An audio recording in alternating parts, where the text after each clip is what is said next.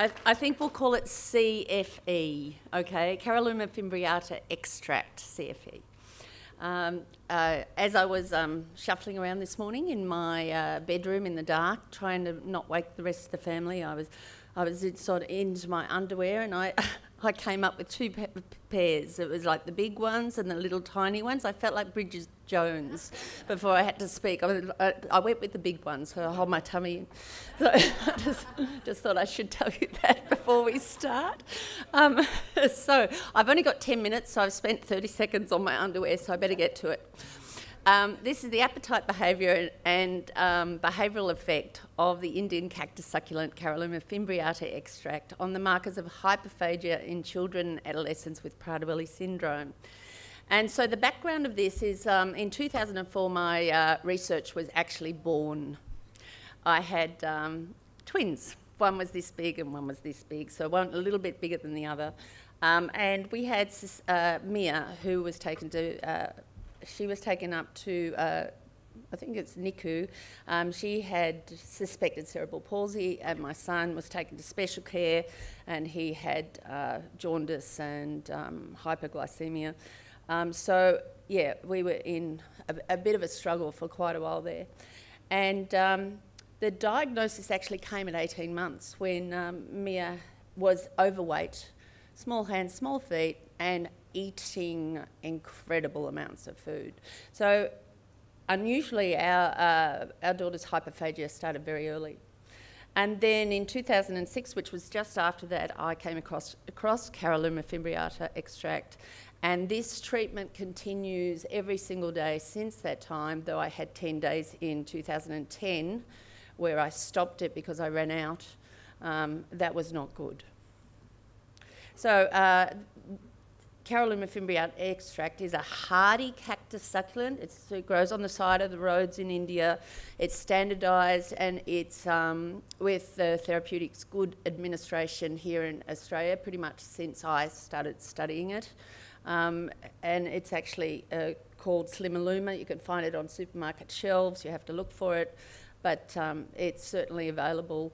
And there have been really comprehensive toxicity studies on it now. So to very, very high doses. And clinical trials are minimal. The last one there was at Victoria University. As you can see, if you can read that fast, all of these are in obese adults. And so this was one of the reasons I left the arts and became a scientist. Because nobody was looking at this extract in Prader-Willi syndrome, and because it was working so hard and I couldn't get my message, I couldn't get my message through to anybody, I decided I had to become the scientist and the PhD myself. So animal trials have been really very, very interesting, and one of the most interesting parts of it is it's demonstrated a nootropic effect. So cognitive enhancement and also a reduction of anxiety, which I think is very important for Prader-Willi syndrome. So decreased food intake has been shown in animal models, and I now have animal models at the Florey University here at Melbourne University. We sort of heard about this typical development. Phase 1, we all know probably, and we've probably got new mothers in this room. Phase 2, we start to get this weight gain. And then what's really interesting is this point, the switch. It switches over, and this is what I'm very interested in, is how it switches over to a more hyperphagic way of being. And this is even before calorie intake is expanded. So it's a very interesting point, and that's why I'm so interested in the brain and the genetics to do with that. Then hyperphagia sort of extends and it becomes extreme.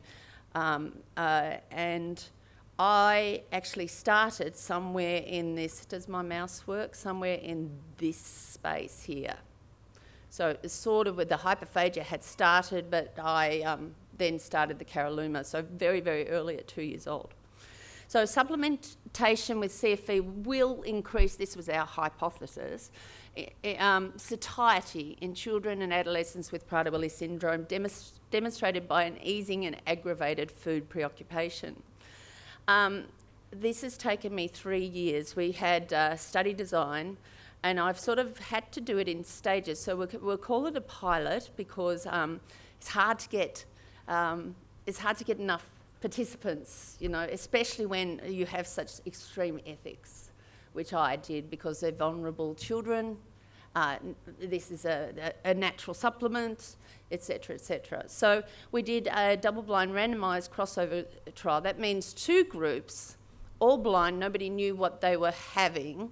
So they had 2 different things, either the Carralluma or maltodextrin cabbage leaf. So both of them were green. Both of them taste revolting.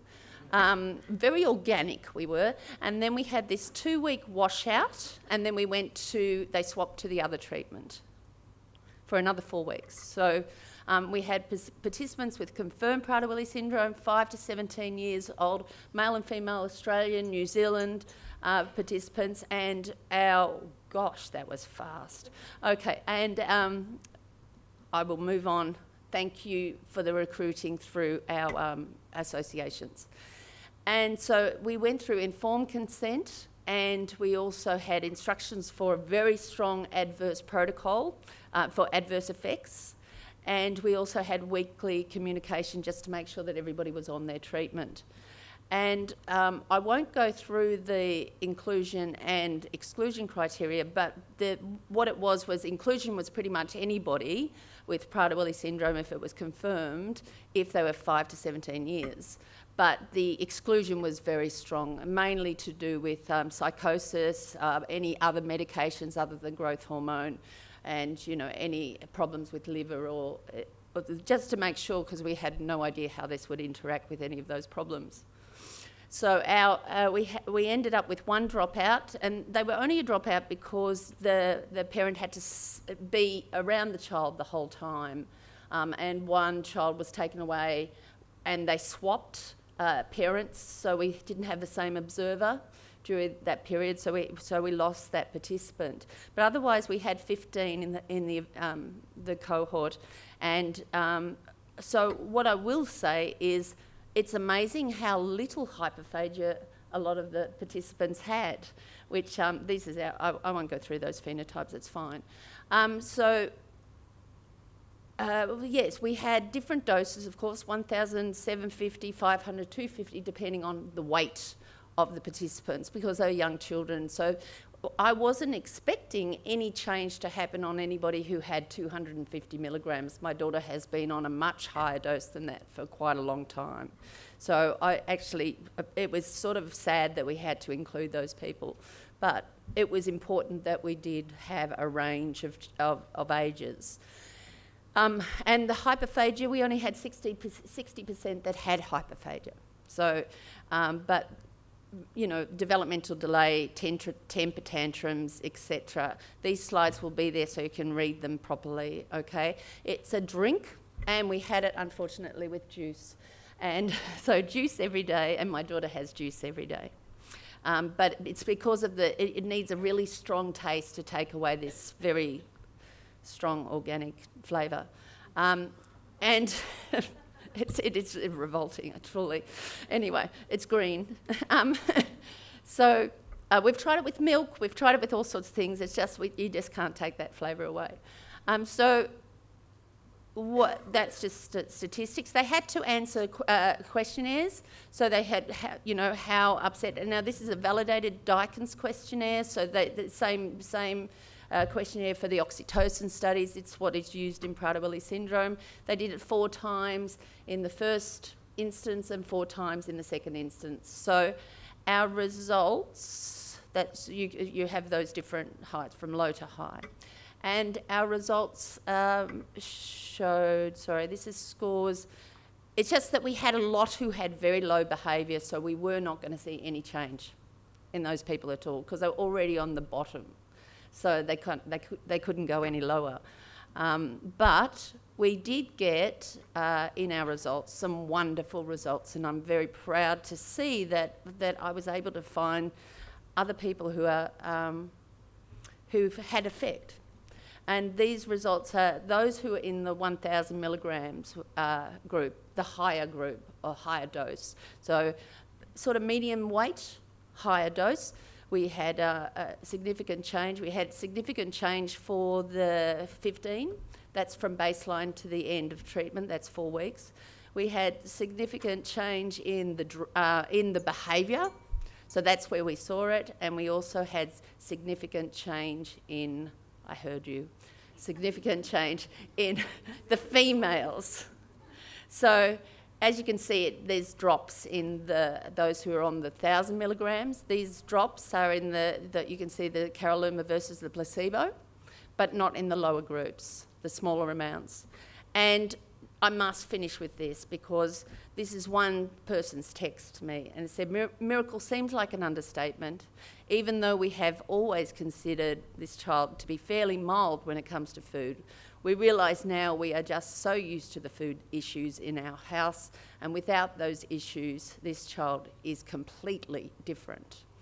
So this is how we live ourselves. My study now is in my little, I have new litter of little mice, 116s yesterday. My first new babies. I never thought I'd be excited about a whole group of new babies for me.